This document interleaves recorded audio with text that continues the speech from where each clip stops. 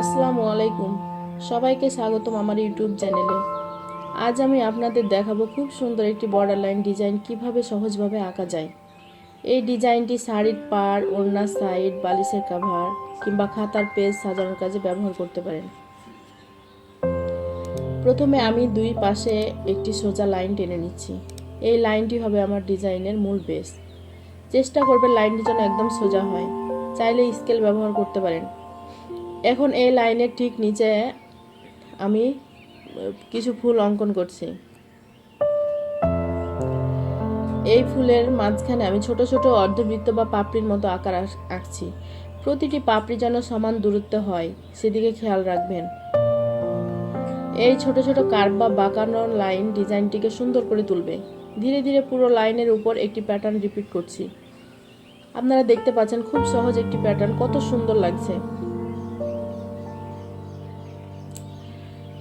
প্রতিটি পাপড়ির ভিতরে ছোট একটি ফুলের ডিটেইল যোগ করছি। ছোট একটি গোল দাগ বা বিন্দু দিয়ে মাঝখান পূরণ করছি।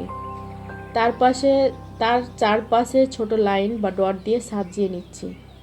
এই ছোট ছোট ডিটেইল ডিজাইনটিকে আরও আকর্ষণীয় করে তোলে। চেষ্টা করবেন যেন হাতের চাপ হালকা থাকে, তাহলে লাইন পরিষ্কার হবে। এখন বর্ডারের উপরের অংশে আমি ছোট ছোট পাতা আকৃতি যোগ করছি। পাতাগুলো একটার পর একটা এঁকে নিচ্ছি। ডিজাইনটিকে আরও সুন্দর করার জন্য কিছু শেডিং বা হালকা গাঢ় লাইন ব্যবহার করতে পারেন।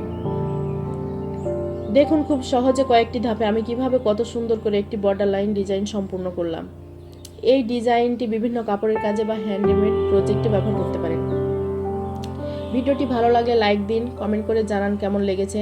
আর নতুন নতুন ডিজাইন দেখতে আমার চ্যানেলটি সাবস্ক্রাইব করতে ভুলবেন না। আল্লাহ হাফেজ, আবার দেখা হবে নতুন ভিডিওতে।